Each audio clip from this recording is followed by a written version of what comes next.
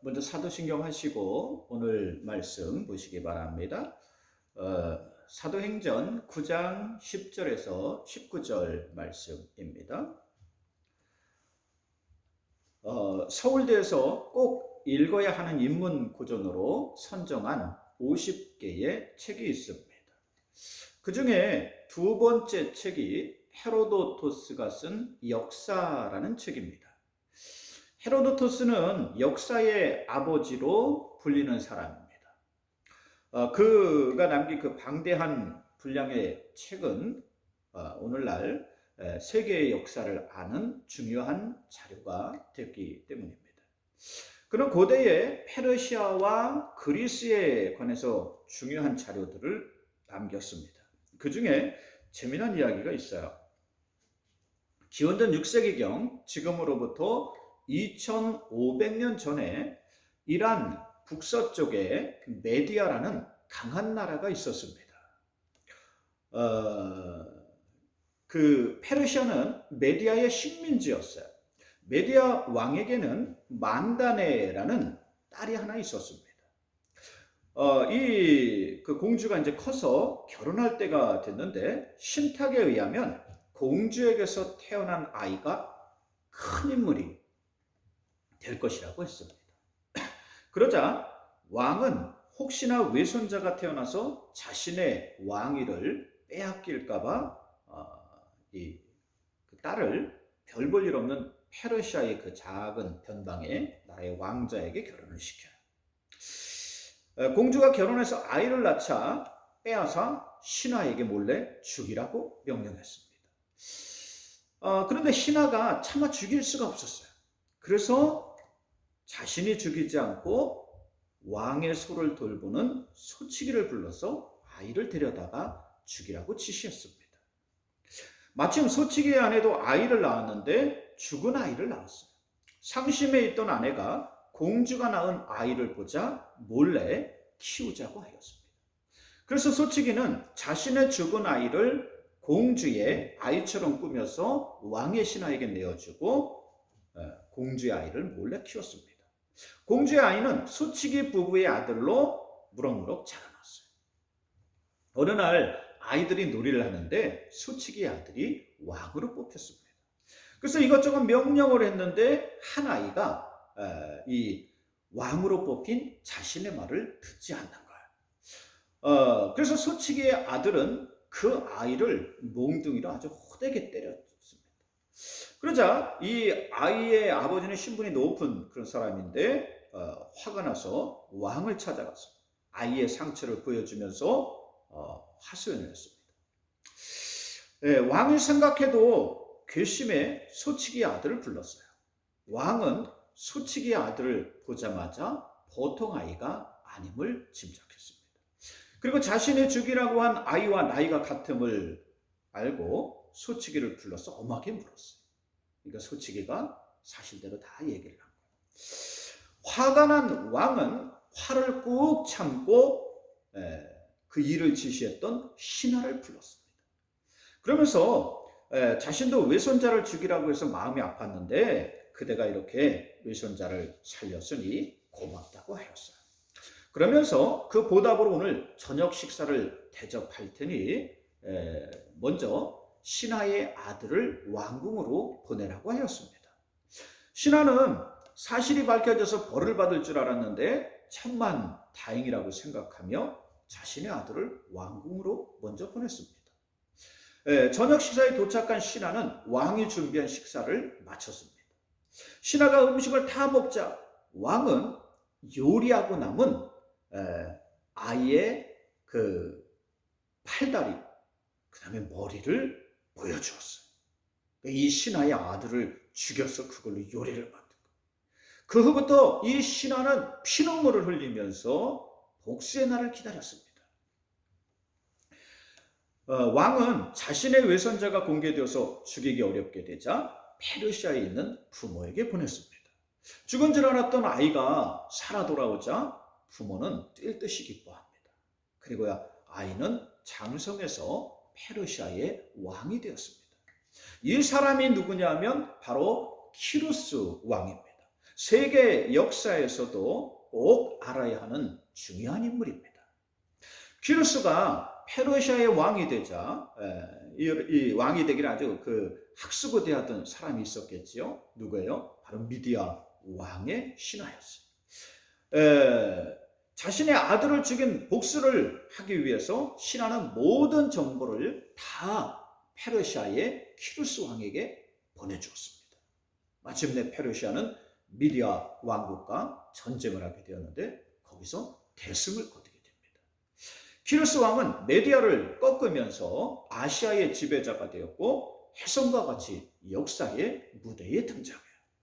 그의 왕국은 점점 더 넓어져서 세계 역사상 가장 넓은 영토를 차지하는 제국이 되었습니다. 이것이 페르시아 제국이에요. 사방으로 영토를 넓혀가던 키루스 왕은 오늘날 카스피에 있죠. 러시아 밑에 쪽에 있는 거기까지 이 영토가 넓어져가요. 그리고 마사게타이라는 곳에 원정을 가는데 이 마사게타이에는 토미리스라는 아주 현명한 이 여왕이 있었습니다. 그래서 이 여왕이 후퇴하는 척하면서 키루스의 군대를 산악 깊은 곳으로 끌어들였어요. 이것을 모르고 적진에 너무 깊이 들어갔던 그의 군대는 거기서 전멸을 합니다. 그리고 키루스 왕도 거기서 전사하고 맙니다. 그렇게 드라마틱한 삶을 살고 거대한 영토를 차지한 키루스 왕은 너무도 허망한 죽음을 맞고 맙니다. 이것이 헤로도토스가 쓴 역사에 나오는 키루스 왕의 일대기입니다. 그의 역사를 보면 키루스 왕의 일생이 한눈에 정리가 돼요. 태어나고 자라서 무엇인가 성취하고 허무하게 떠나갑니다. 모든 인생이 여러분 이어갔습니다. 역사에 기록된 사람들의 일생을 요약하면 여기가 다 대동소이합니다. 다 비슷해요. 대제국 페르시아의 황제의 삶도 예외는 아님을 볼 수 있습니다. 그런데 과연 이것이 사람의 인생의 전부일까? 과연 우리의 삶의 목적과 의미가 여러분 이게 전부입니까? 우리는 또 다른 모습을 볼 수 있어야 합니다. 삶에는 일반적인 역사가 있고 특별한 목적의 역사가 있다는 사실이에요. 일반적인 역사에는 이것밖에 살펴볼 것이 없습니다. 키루스 왕의 인생도 페르시아 제국의 기틀을 놓은 왕 정도로만 알려질 뿐입니다. 세계사를 보면 여러분 이렇게밖에 기록하지 않고 있습니다. 그런데 놀랍게도 이 키루스 왕은 성경에 나오는 인물이에요. 우리 성경에 나오는 고레스 왕이 이 고레스 왕의 영어 발음이 바로 키루스입니다. 같은 사람이에요. 그것도 늘 고레스 대왕이라고 불리는 사람이 바로 페르시아 제국의 키루스 왕이라는 것입니다. 그는 구약 성경에서 중요한 역할을 하는 사람입니다. 구약 성경에 보면 가나안 땅에서 우상을 섬기고 죄악을 일삼던 이스라엘 민족이 바벨론 제국에 의해서 멸망하잖아요. 그들은 나라를 잃고 멀리 바벨론 제국의 포로로 끌려가게 됩니다. 그곳에서 바벨론 사람들의 노예나 다름없는 생활을 하였습니다. 나라를 잃고 70년 동안 그 땅에서 살았어요. 그런데 이러한 강력한 바벨론 제국을 무너뜨리는 사람이 누구냐 하면 바로 페르시아의 고레스 왕입니다. 그는 혜성과 같이 나타나서 바벨론 제국을 무너뜨렸어요. 갑자기 여기서 튀어나왔죠. 그리고 바벨론에 의해 포로로 끌려와 있던 모든 나라의 그 사람들을 다 고국으로 돌아가도록 지시합니다. 이것이 뭐냐면 바로 고레스 칙령이에요. 이 명령에 의해서 이스라엘 민족은 포로 생활을 끝내고 마침내 고국인 유대 땅으로 돌아갈 수 있게 됩니다. 성경은 이러한 역사를 위해 하나님이 준비한 사람이 고레스 왕이라고 말합니다. 하나님이 특별한 계획을 세우시고 역사의 무대에 등장시킨 사람이 바로 고레스라고 합니다. 그는 하나님의 목적을 위해 사용되는 사람이라는 거예요. 비록 고레스는 자신이 이러한 목적을 위해 사용되는지도 몰랐어요. 헤로도토스가 쓴 역사에는 하나님에 관한 일체의 내용이 없습니다. 나오지 않아요. 단순한 사실만 역사로 기록했기 때문이에요. 그러나 성경은 고레스가 특별한 하나님의 계획과 목적에 사용되고 있음을 분명히 보여주고 있어요. 그리고 이러한 사명을 다한 뒤에는 역사의 무대에서 홀연히 사라집니다. 예. 여러분 이게 일반 역사에서 뭐예요? 예. 마사게타의 토미리스 여왕과 그 전쟁하다 거기서 전사하는 거잖아요. 우리는 일반적인 역사만 보아서는 안 돼요. 우리의 단순한 삶이 전부라고 생각해서는 안 돼요. 우리의 삶에서도 일반적인 역사가 있고 특별한 역사가 있다는 사실입니다. 우리에게도 하나님의 계획과 목적이 있다는 거예요. 그리고 더 중요한 것은 바로 하나님의 목적과 계획을 따라 사는 겁니다. 이것이 그 사람의 참된 삶의 목적이며 인생의 가치이기 때문입니다. 그러므로 헬라어로 시간을 가리키는 단어도 두 개가 있습니다. 하나는 일반적인 시간을 가리키는 것으로 크로노스예요. 이것은 생물학적으로 흘러가는 시간입니다. 태어나고 자라고 늙고 병들고 죽는 시간이에요. 일반적으로 흘러가는 시간이 있습니다. 그러나 이러한 시간만 있는 것이 아닙니다. 카이로스라는 시간이 있어요. 이것은 우리 삶에서 중요한 사건이 일어난 때를 말합니다. 결정적인 사건이 일어난 때를 말합니다.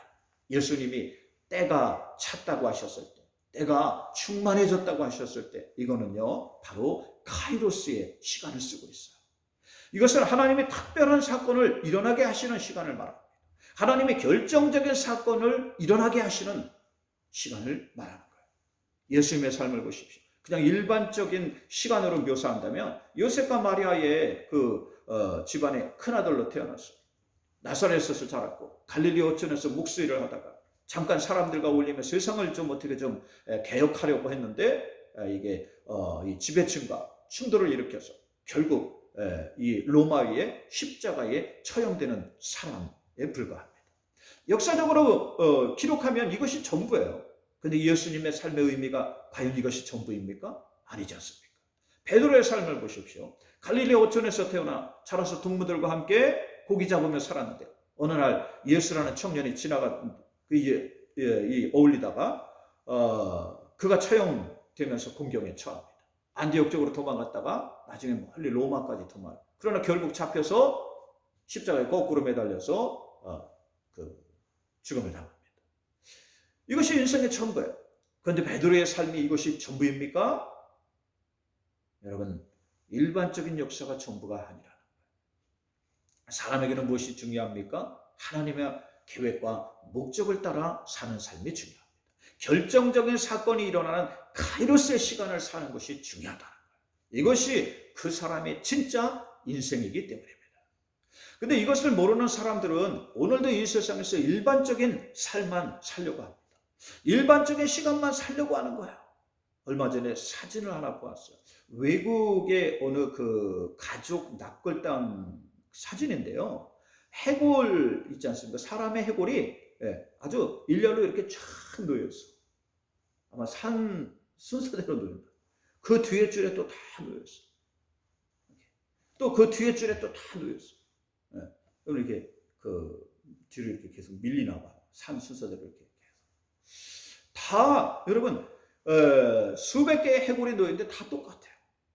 우리도 일반적인 삶만 살면 이렇게 됩니다.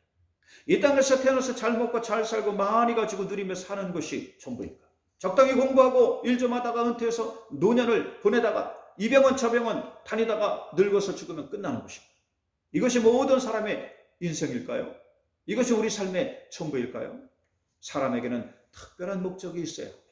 우리에게는 특별한 시간이 있다는 거예요. 이 세상의 시간만 있는 것이 아닙니다. 이 세상에 살면서도 특별한 존재로 사는 사람들이 바로 하나님을 믿는 사람들이에요. 특별한 삶을 살아야 하는 사람들이 바로 그리스도인이라는 것입니다.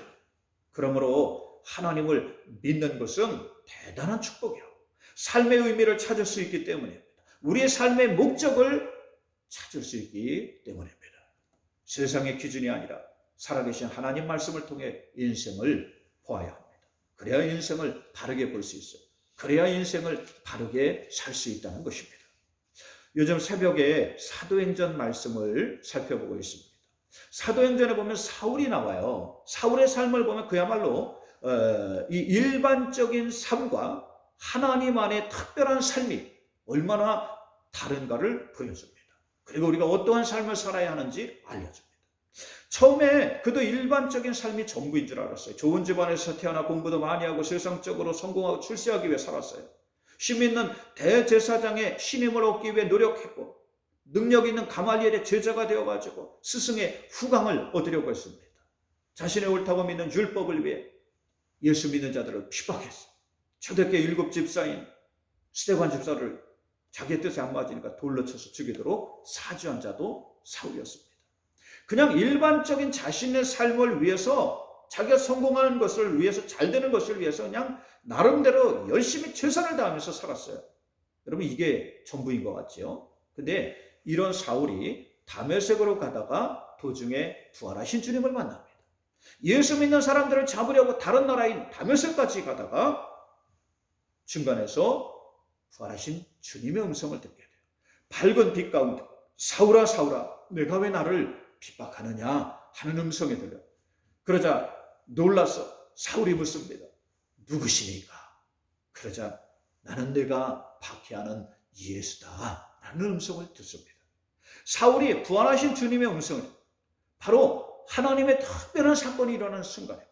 인생의 결정적인 사건이 일어나는 순간입니다. 오늘 말씀해 보면 이러한 사울을 다메섹에 있는 아나니아라는 사람이 찾아옵니다. 아나니아는 사울의 일반적인 삶을 보며 두려워했어요. 예루살렘에 예수 믿는 사람들을 잡아서 핍박하고 또 멀리 다메섹까지 잡으러 온다는 것을 들었습니다. 그러나 주님이 15절에 가라, 이 사람은 내 이름을 이방인과 임금들과 이스라엘 자손에게 전하기 위하여 택한 나의 그릇이라 라고 하셨어요. 사람마다 하나님의 목적과 계획이 있다는 거예요. 이것을 따라 사는 사람이 진정으로 인생을 바르게 사는 사람입니다. 그래서 아나니아는 가서 사울을 위해 기도해 줍니다. 그러자 18절에 즉시 사울의 눈에서 비늘 같은 것이 벗겨져 떨어져 나갔다 그랬어요. 그리고 제대로 보게 되었다 그랬습니다. 무슨 얘기입니까? 지금까지 자신은 비늘이 씌어져서 세상을 보았다는 거예요. 이 세상을 똑바로 보지 못했다는 거지요. 이것이 떨어져 나가자 사울은 세상을 바르게 볼 수 있게 되었습니다. 새로운 것들이 보이기 시작하는 거예요. 지금까지 자신이 추구하고 목표로 했던 것들이 중요한 게 아니었어요. 자신의 출세, 성공, 보장된 인생, 존경받는 삶, 이러한 것이 중요한 게 아니었습니다. 인생에 더 중요한 것이 있었어요. 더 소중한 것이 있었습니다. 다메섹 도상에서 부활하신 주님을 만난 사울은 이후로 모든 것이 변합니다. 지금까지 자신이 살아왔던 삶과는 전혀 다른 삶을 살았습니다. 단순한 세상의 역사가 아니라 하나님의 특별한 사건의 역사를 사는 사람이 되기 때문입니다. 그러므로 갈라디아서 2장 20절에 내가 그리스도와 함께 십자가에 못 박여 죽었나니 이제는 내가 산 것이 아니라 오직 내 안에 그리스도께서 사신 것이라 그랬습니다. 빌립보서 3장 8절에 지금까지 나에게 유익하던 모든 것을 그리스도를 위해 다 해로 여기는 예수 그리스도를 아는 지식이 세상에서 가장 고귀한 것이기 때문이라고 했습니다. 그러므로 내가 예수 그리스도의 십자가 부활의 모든 것을 똥과 같이 배설물과 같이 버린다고 했습니다. 더 중요한 게 있다는 거예요. 더 소중한 게 있다는 거예요. 이 세상에 진짜 보물이 있다는 겁니다. 이 세상에 진짜 우리의 삶이 있다는 거예요. 하나님의 특별한 목적과 계획을 따라 사는 삶이 우리의 진짜 인생이라는 것입니다. 여러분, 우리는 진짜 인생을 살아야 되잖아요. 그리스도인은 진짜 인생을 사는 사람들이에요. 오늘날 이 세상에서 헛개비로 사는 사람들이 얼마나 많습니까? 헛된 것을 위해 사는 사람들이 얼마나 많습니까? 하나님을 모르면 헛된 인생을 사는 거예요. 그러므로 사울은 이러한 하나님의 계획과 자신의 삶을 맞추기 시작해요. 때로는 고난도 있고 시련도 있었어요. 많은 어려움도 겪고 죽을 고비도 수없이 넘깁니다. 그런데 이러한 과정을 통해 오히려 하나님의 역사가 일어나요. 그가 걸어가는 모든 것의 교회가 생겨납니다. 생명의 씨앗이 뿌려지고 복음의 열매들이 맺어져 갔어요. 오늘날 온 세상에 교회가 세워지고 구원의 역사를 이루는데 그가 사용받는다는 사실이에요. 뿐만 아니라 그가 쓴 글이 성경이 되어서 신약 성경에 13권이나 들어있습니다. 절반이 넘어요. 그리고 지금은 사명을 다하고 하나님 나라 천국에서 하나님의 은혜 안에 거하면서 우리를 응원하고 있습니다. 디모데후서 4장 7절 말씀처럼 우리도 세상에서 믿음의 선한 싸움을 싸우라고 응원하고 있어요. 빌립보서 3장 13절에 뒤의 것은 잊어버리고 앞에 있는 것을 잡으려고 그리스도 예수 안에서 표대를 향해서 부지런히 달려가라고 응원하고 있습니다. 빌립보서 3장 20절에 우리의 시민권은 하늘에 있으니 그로부터 구원하는 자 예수 그리스도가 오시기를 기다리라고 우리에게 응원하고 있습니다. 여러분, 하나님의 목적과 계획을 따라 이 세상을 사시기 바랍니다. 그래야 올바른 삶을 살 수 있습니다. 그래야 의미 있는 삶을 살 수 있어요. 그래야 여러분 그 인생이 후회하지 않는 삶이 됩니다. 하나님은 오늘 이것을 우리에게 알게 하시려고 여러분 이 설교를 듣게 하셨습니다. 이 방송을 듣게 하시려고, 이 말씀을 듣게 하시려고. 오늘 말씀이 여러분에게 주시는 하나님의 말씀이 되시길 주 이름으로 축원드립니다. 세상에서 높아지는 것, 자랑할 것, 허망한 것만 추구하며 살다가 멸망으로 끝나는 인생이 되어서는 안 됩니다. 세상의 역사로 끝나서는 안 돼요. 하나님의 역사로 끝내야 합니다. 그래야 올바른 인생이 됩니다. 그래야 올바른 길로 가는 사람이 된다는 거예요. 여러분들이 이러한 사람들이 되시길 주의 이름으로 축원드립니다. 일반적인 인생만 보지 마시고 하나님 안에 있는 여러분을 위한 하나님의 계획과 그 목적을 보시고 오늘도 믿음으로 살아가시길 주의 이름으로 축원드립니다. 기도합니다. 하나님, 오늘 귀한 말씀을 듣게 하심을 감사합니다. 우리 성도들 여러 가지 사정으로 여기저기 흩어져 있는데 이 말씀을 듣고 하나님의 은혜 안에 강건하게 여지고 하나님 말씀을 따라서 살아가며 역사를 일으키도록 하나님 인도하여 주시옵소서. 예수님의 이름으로 기도 올리옵나이다. 아멘. 여러분 주기도문 하시고 예배 마치시기 바랍니다. 광고 드립니다. 임숙기 권사님 아버님 돌아가셔서 지금 장례 중에 있습니다. 여러분 기억하시고 권사님 위해서 계신 곳에서 기도해 주시길 부탁 말씀드립니다. 제가 오후에 사모하고 주문